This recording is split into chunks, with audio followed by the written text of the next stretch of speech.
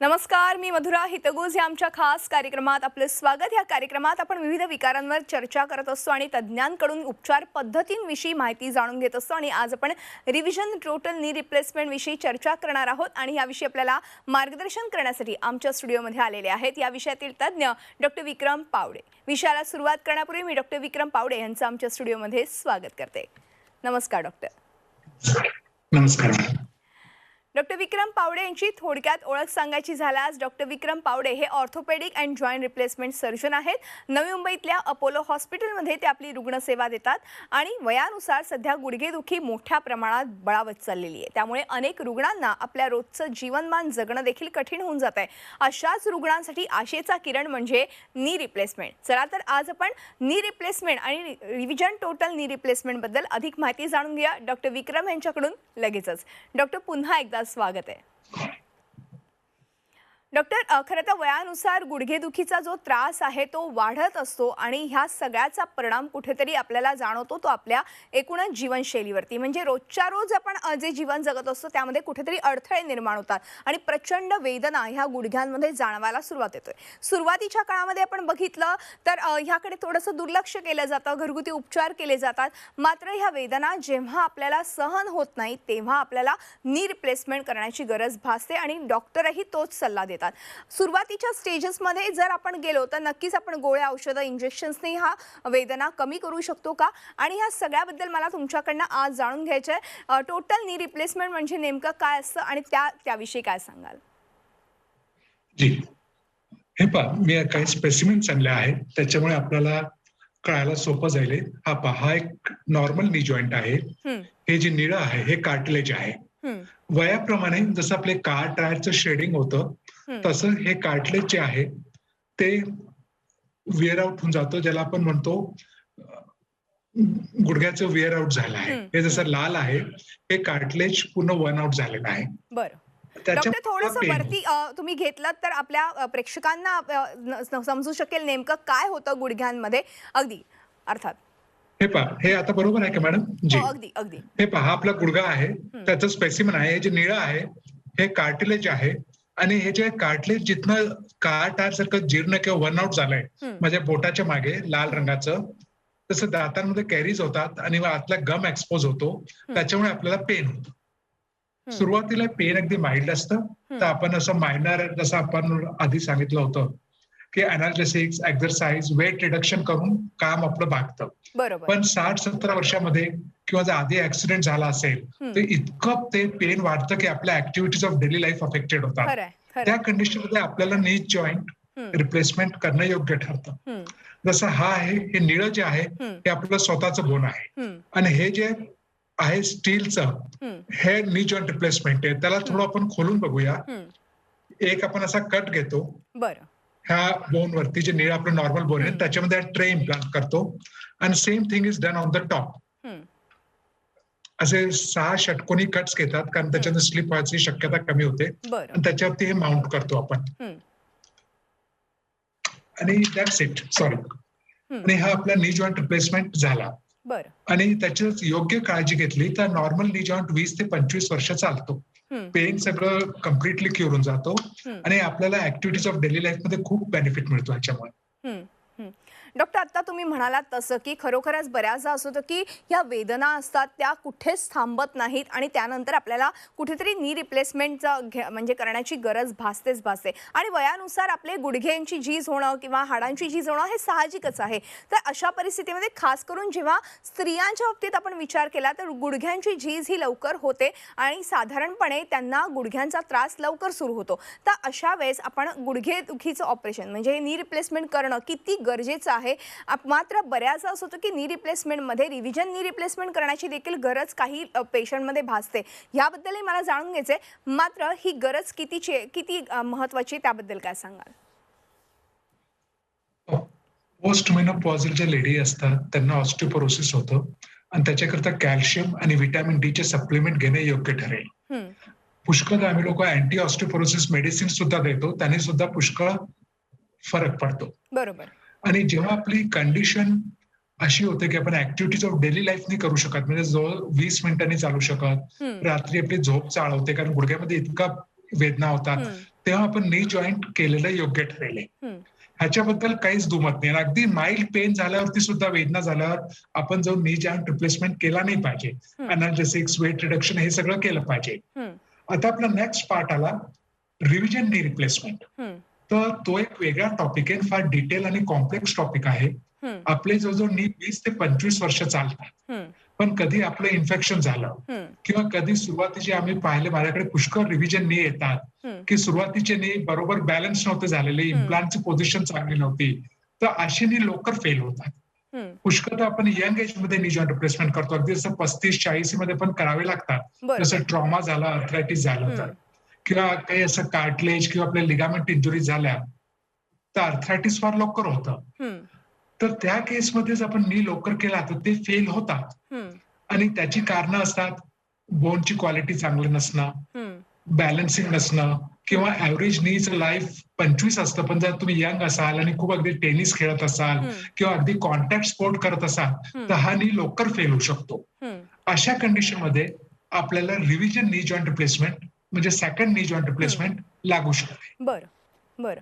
आत्ता तुम्ही फार महत्त्वाचे मुद्दे सांगितले, म्हणजे फार कमी केसेसमध्ये लागतात. मात्र कधी-कधी लवकर जर आपण नी रिप्लेसमेंट केलं, तर पुढे जाऊन आपल्याला काही कालावधीनंतर ही नी रिप्लेसमेंट, रिव्हिजन नी रिप्लेसमेंटची गरज भासते.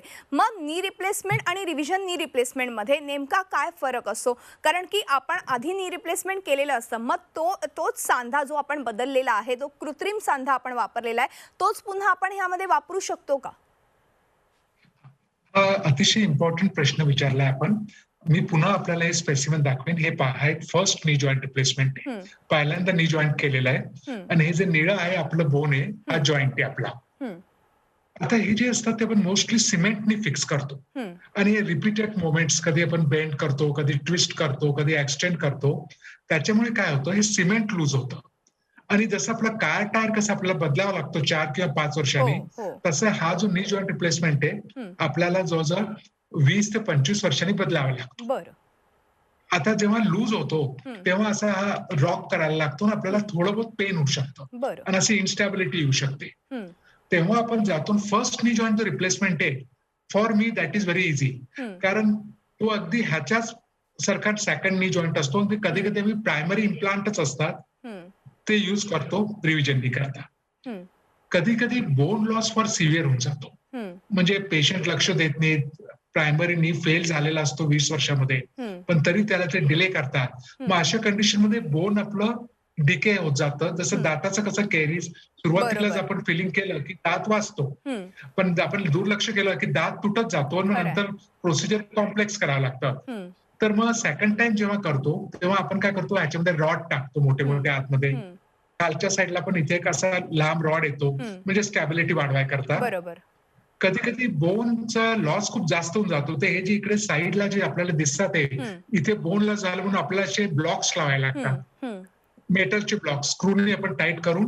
हं. कारण आपल्याला हे जे नी आहे, हा आपला चांगला बॅलन्स झाला पाहिजे, असा राहायला बरोबर, पाहिजे, असा बरोबर. शेकी झाला पाहिजे. हं, it's a specimen but still it is holding very well. हं, तर त्याच्याकरता इम्प्लांट्स असतात, त्याच्यामध्ये ऍडिशनल ऍडव्हान्टेजेस येत जातात. हं, म्हणजे लॉंग रॉड आले पाहिजे, हं, कधी कधी इथे ब्लॉक्स लावायला लागतात. हं, आणि कधी कधी हे जे लिगामेंट्स आहेत साईडचे, जसं टीबी झालं हं, किंवा खूप इन्फेक्शन झालं, हं. ते लिगामेंट जर तुटले तर नी मग आपल्या जागेवरती राहू शकत नाही. बरोबर. तर तेव्हा दरवाजाच्या मध्ये कशी हिंज असते, हं, तसं एक हिंज ह्या दोन्ही जॉईंटच्या मध्ये असते, बरोबर आहे. त्याने स्टेबल राहतो. हं, आता ह्या नी मध्ये पण तुम्ही पाहिलं असेल, हे पाहिजे कसं पोस्ट येते पांढऱ्या रंगाचं, हं. जिथे माझं बोट आहे, हो. आणि हा जो असं पार्शली स्टॅबिलाइज्ड करून राहिलाय. हं, हं, तर अशा वेगळ्या वेगळ्या टाईपचे नी जॉईंट रिप्लेसमेंट असतात. हं, आणि डिपेंडिंग ऑन द एज, हं, किती परिस्थिती चिघळली आहे, हं, त्याप्रमाणे आपण डिसिजन घेतो हं, की लॉंग रॉड्स टाकायचे, हं, वेजेस टाकायचे, छोटे हं, ब्लॉक्स लावायचे, हं. हिंजनी करायचा आहे की अनहिंज करायचा आहे. बरोबर. पुष्कळदा रिव्हिजन मध्ये ट्युमरच्या ज्या सर्जरीज आहेत, हं, त्याच्यामध्ये ट्युमर कधी कधी रिकर होतं, हं, किंवा ट्युमर कापून सुद्धा आम्ही नी जॉईंट रिप्लेसमेंट करतो. हं, तर त्याच्याकरता मेगा प्रोसेसेस असतात. मेगा हं. प्रोसेसेस म्हणजे काय, जसे खालचं पूर्ण हाड आहे ना, हं. हेच पुरं मेटलचं बनलेलं असतं. बरं. पूर्ण आपण हाडच रिप्लेस करतो. हं, त्याला ट्युमर प्रोस्थेसिस हं, किंवा मेगा प्रोसेसेस म्हणतो, ती पण एक डिमांडिंग सर्जरी असते आणि ते आपल्या अपोलोमध्ये आम्ही रुटीनली करतो बरं. With very good result. But doctor, आपण आता बघितलं तर साधारणपणे जर लवकर सर्जरी झाली आणि आपल्याला काही 25-30 वर्षानंतर पुन्हा रिव्हिजन सर्जरीची गरज भासली तर आपल्याला हे सगळं करावं लागतं. मात्र काही जण असे असतात की त्यांना भारतीय म्हणजे बैठकीला बसायचं असतं, पूजेला बसायचं असतं, शेती करायची असते. तर अशा केसेसच्या बाबतीमध्ये आपण पुन्हा रिव्हिजन सर्जरीची गरज भासते का? कारण की तिथे जास्त गुडघ्यांचा वापर केला जातो आणि कृत्रिम सांधेरोपण झाल्यावरती थोडीशी काळजी देखील तितकीच घेणं महत्त्वाचं आहे का? जनरली अगोदर म्हणजे 10 एक वर्ष अगोदर आम्ही जे नी करायचो त्याच्यामध्ये आम्ही पेशंटला खाली मांडी घालून बसायला परमिशन नाही द्यायचो. इंडियन टॉयलेट आम्ही सांगायचो यूज नका करू, वेस्टर्न साईडचं टॉयलेट यूज करा आणि काळजी घ्या असं सांगायचो. पण आता झालं काय, नवीन जे नी झाले, जसा हा जो नी आहे ह्याच्यामध्ये हे कट्स त्यांनी फार मोठे केलेले आहेत. त्याच्यामुळे काय होतं, नी पूर्णपैकी बेंड होऊ शकतो. तर पुष्कळदा आम्ही लोक त्यांना सांगतो की ऑपरेशनच्या 6 महिन्यानंतर तुम्ही खाली मांडी घालून बसू शकता. पुष्कळदा मुस्लिम लोकांची रिक्वेस्ट असते, मुस्लिम कम्युनिटीच्या लोकांची, की आम्हाला खाली नमाज करता नील डाऊन करायचंय, म्हणजे गुडघ्यांवरती वाकून बसायचंय. तर आजकाल जे थेरेटिकली नवीन नी आले आहेत त्याच्यामध्ये तुम्ही हे करू शकता. पण तरी मी पेशंटला सजेस्ट करेन की जेवढी तुम्ही नीची काळजी घ्याल तेवढा नी जास्त चालेल. तर आपण हे जे ऑपरेशन करतोय ते पेशंटचं नॉर्मल ऍक्टिव्हिटीज कशा तो करू शकेल पूर्ण रूपाने त्याच्याकरता करतो. पण जर काळजी घेतली तर नी आणखी जास्त चालेल. दरवेळेस नवीन ऍडव्हान्स मॉडेल्स येतात, त्यांनी नीचं फ्लेक्शन आणखी वाढत जातं, म्हणजे केवढं तुम्ही गुडघा वाकवू शकता हे वाढत जातं. बरोबर. जसं आत्ता आपण खरं तर बोलतोय नी रिप्लेसमेंट बद्दल, टोटल नी रिप्लेसमेंट. तसंच आपण बघितलं पार्शियल नी रिप्लेसमेंट पण काही लोकांच्या बाबतीत पेशंटच्या बाबतीत करावं लागतं. तर पार्शियल नी रिप्लेसमेंटचा किती फायदा होतो आणि पार्शियल नी रिप्लेसमेंट पण कधी कधी रिव्हिजन त्यांची सर्जरी करावी लागते का, त्याबद्दल काय सांगाल? हो, मी एकेकाळी खूप पार्शियल नी रिप्लेसमेंट करायचो. कारण सुरुवातीला ऑक्सफर्डनी आणले होते तेव्हा मी बाहेर युके मध्ये होतो 20 एक वर्ष. तर त्याच्यात काय करतो आपण, हा जो गुडघा आहे ह्याच्यातला नुसता अर्धाच पार्ट बदलतो. आणि कारण मोस्टली होतं काय, जसं आता हा तुम्ही गुडघा पाहिला, तो जो आतला भाग आहे तो सगळ्यात जास्त तिथे सांधेची झालेली असते आतल्या साईडला. तर आपण नुसता अर्धाच गुडघा बदलतो आणि तो फक्त 10 वर्षाला लास्ट करतो. त्याचं आयुष्य असतं फक्त 10 वर्ष. आणि फिलॉसॉफी ही होती की फक्त 10 वर्ष हा गुडघा चालेल आणि त्याच्यानंतर आपण पुन्हा नॉर्मल एक नी जॉईंट करू तर आपला जो प्रायमरी नी जॉईंट आहे तो पुष्कळ 20 वर्ष चालेल. म्हणजे टोटल 10 वर्ष याचे आणि 10 वर्ष त्याचे. तेव्हा मी 25 वर्षांनी सांगायचो. पण मी काय पाहिलंय की त्याचं सिलेक्शन क्रायटेरिया फार अगदी स्ट्रिंजंट असतो. जसं फक्त एकाच आतल्या साईडला गुडघ्याच्या आर्थरायटिस झाला पाहिजे किंवा बाहेरच्या साईडला. आजकाल दोन्ही साईडला आपण अर्धा गुडघा करू शकतो. पण तो 10 वर्ष चालतो, कधी 7 वर्ष पण चालू शकतो. आणखी त्याचे पण रिझल्ट चांगले आलेत आता. पण जेव्हा त्याचं रिव्हिजन करायचं वेळ येते तेव्हा मला असं वाटतं that revision is very difficult आणि आपल्याला खूप मोठे कट्स घ्यावे लागतात. तर मी आता त्याचा यूज अगदी ज्युडिशियसली करतो. अगदी यंग पेशंट असेल 35-40 वर्षाचा त्याच्यामध्ये करतो. But I routinely prefer normal नी जॉईंट रिप्लेसमेंट. आणि हा जो युनिकॉन्डलर नी आहे, लॅटरल किंवा मीडियल, बाहेरचा किंवा आतला साईडचा, अगदी chosen few selected cases with a very strict criteria. कारण त्याचं रिव्हिजन, जसं तुम्ही अगदी राईटली विचारलं, त्याचं रिव्हिजन मला वाटतं is more difficult than a primary नी रिव्हिजन डिफिकल्ट. असं होऊ शकतं कधी कधी. अगदी. डॉक्टर, आत्ता आपण खरं तर ह्या नी रिप्लेसमेंट सर्जरीबद्दल बोलतोय, मात्र बऱ्याचदा असं होतं की काही पेशंटच्या बाबतीत दोन्ही गुडघ्यांचं ऑपरेशन एकत्र करावं लागतं किंवा काही कालावधीनंतर करावंच लागतं, कारण की दोन्ही गुडघे हे प्रचंड मोठ्या प्रमाणात झिजलेले असतात. तर अशा वेळेस आपण दोन्ही शस्त्रक्रिया एकत्र करू शकतो का, आणि केल्या तर त्याचा नेमका फायदा त्या पेशंटला कसा होऊ शकतो? त्याच्याकरता गाईडलाईन्स अगदी क्लिअर आहेत. दोन्ही जो ऑपरेशन तुम्ही एकाच सिटिंगमध्ये करताय ते कसे ब्रॉड गाईडलाईन्स आहेत. They are not directive. पेशंटचे एज 65 वर्षाच्या खाली असलं पाहिजे. त्याला जास्त कोमॉर्बिडिटीज म्हणजे खूप मेडिकल कंडिशन जसं मधुमेह झाला, सिव्हिअर कार्डियक कंडिशन झाले, अशा नसल्या पाहिजे. कारण दोनदा आपण टुर्निकेट लावतो. आपल्याला लक्षात असेल मागच्या वेळेस आपण सांगितलं होतं हं, की ह्याच्यामध्ये ब्लड लॉस होत नाही. आपण टुर्निकेट लावतो म्हणजे असा पट्टा बांधतो ब्लड प्रेशर सारखा हं, आणि तो पट्टा खोलला जातो पूर्ण ऑपरेशन झाल्यावर. हं, ते एका पायामध्ये जवळजवळ 1.5 ते 2 तास लागतो मला ऑपरेशनला हं, आणि दुसऱ्या पायाला. तर तो हार्ट वरती स्टेन येऊ शकतं. हं, तर जर पेशंट यंग आहे, फिट आहे आणि जर गुडघा फार जास्त खराब नाही झाला म्हणजे हं, 1-1.5 तासामध्ये जर करणं येण्यासारखा असेल हे, हं, तर आपण दोन्ही गुडघ्यांना बरोबरच करा. हं, जर पेशंटच्या मेडिकल कोमॉर्बिडिटीज खूप जास्त आहेत हं, किंवा गुडघा खूप खराब आहे म्हणजे वी एक्सपेक्ट की जवळजवळ 1.5-2 तास लागेल, कॉम्प्लेक्स नाहीये, मग आपण 1 दिवस सोडून सुद्धा गुडघा करू शकतो. हं, हं, इंडियन सर्कमस्टान्सेस मध्ये काय आहे, पहिला नी जसं तुम्ही अगोदर मी एक नी करायचो, हं, पण नंतर म्हणजे लक्षात आलं तो किती जरी चांगला झाला, तर हं, पेशंट अगदी आनंदात असतो. हं, पण दुसऱ्यांदा पुष्कळदा हं, तो कचरतो ऑपरेशन करायला आणि दरवेळेस वेगळी कारणं सांगतो. हं, डॉक्टर साहेब आता दिवाळीनंतर करेन, हं, मुलीचं लग्न आहे, हं, मला तर बाहेर फिरायला जायचंय. हं, तर गाईडलाईन्स आर क्लिअर. तुम्ही हं, 65 च्या आत आहात, जास्त कोमॉर्बिडिटीज नाहीये, तर दोन्ही हं. गुडघे गुडघ्यांमध्ये जनरली 19-20 चा फरक असतो. तर बरोबर. दोन्ही गुडघे बरोबर करा. हं, जर फार कॉम्प्लेक्स नाहीये, डिफिकल्ट आहे, तुम्हाला खूप कार्डियक कंडिशन्स आहे, हं, सिव्हिअर रेस्पिरेटरी कंडिशन आहे, अनॅस्थेटिक हॅपी नाहीये, तर हं. तुम्ही 1 दिवस सोडून करा. बरं. असं आहे. हं, आणि कधी-कधी नुसता एकच गुडघा खराब झालेला असतो, तेव्हा आपण हं, एकच करू आणि वेट करू 5-6 वर्षांनी जेव्हा दुसरा प्रॉब्लेम हं. करेल, तेव्हा आपण त्याचं करा. असा माझा सल्ला राहील. अगदी. डॉक्टर नी रिप्लेसमेंटबद्दल मला अजून बरेच प्रश्न तुम्हाला विचारायचे आहेत, पण एका छोट्याशा ब्रेकनंतर. तेव्हा कुठेही जाऊ नका, पाहत राहा आमचा खास कार्यक्रम हितगुज.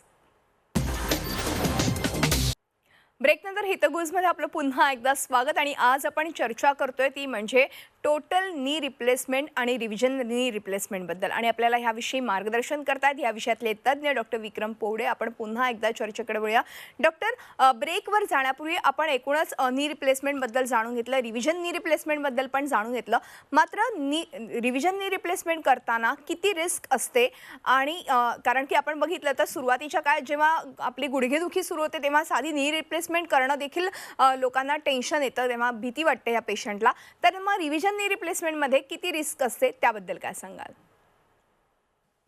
रिव्हिजन डी रिप्लेसमेंट मध्ये केसेस स्पेशल रिस्क नसतात. हं, पण द सेम रिस्क ज्या नी जॉईंट रिप्लेसमेंट मध्ये असतात त्याच असतात. बरं. जसं इन्फेक्शन होऊ शकतं, हं, कधी रक्ताचे थक्के जमू शकतात आपल्या वेन्समध्ये हं, आणि फेल्युअर रेट जसं प्रायमरी नी मध्ये असतं, कधी-कधी हा सेकंडरी नी सुद्धा फेल होऊ शकतो. हं, but by and large it is a safe procedure. हं, जसं हिप जॉईंट मध्ये आपल्याला काही टुर्निकेट नाही लावतायत, पण नी जॉईंट करताना आपण टुर्निकेट लावतो, म्हणजे हं, ब्लड प्रेशर सारखा पट्टा लावतो, तर ब्लड लॉस जास्त होत नाही. हं, आणि it's a mechanical job basically. हं, आणि काही मेजर असे रिस्क प्रॉब्लेम्स नाही आहेत. हं, अनेस्थेटिक सगळे हँडल करतात कंडिशन, हं, स्पायनल लावतात मोस्टली ते लोक. हं, तर जॉईंट रिप्लेसमेंटचे जे रिस्क आहेत they are similar to that. हं, हा कधी कधी हे होतं की जर असं सेकंड थर्ड रिव्हिजन जे होतात ज्यांचे, त्यांचं फ्लेक्शन फक्त 100 डिग्री म्हणजे जो गुडघा आपण 130 140 अंशापर्यंत बेंड करतो, हो. कधी कधी तो फक्त 100-110 डिग्री पर्यंत होऊ शकतो. बरं. जसं तिसरं किंवा चौथं रिव्हिजन आहे, हं, खूप मोठं मेजर रिव्हिजन आहे, जसं ट्युमर प्रोस्थेसिस आहे. हं,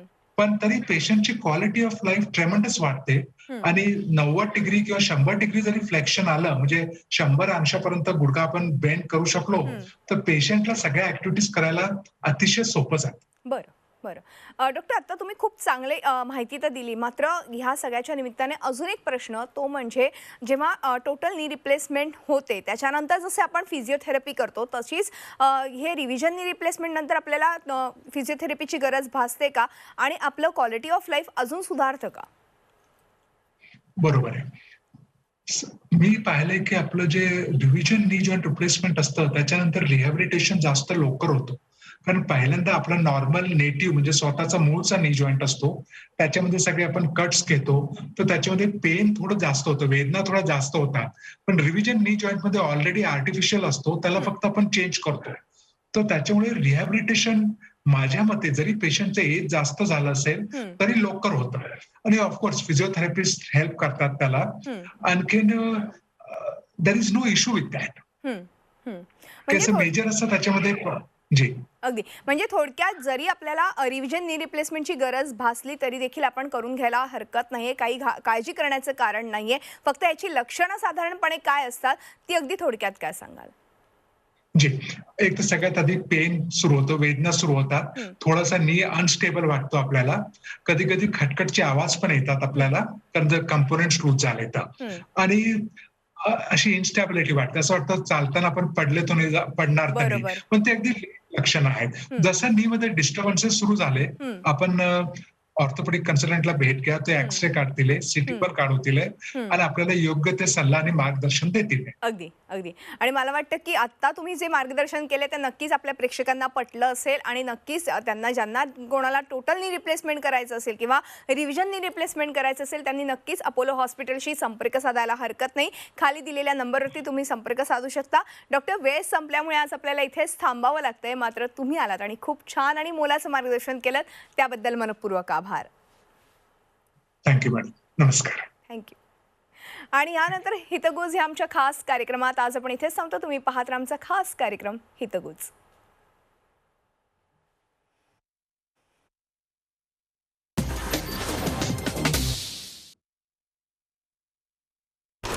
लाल मातीतली कुस्ती म्हणजे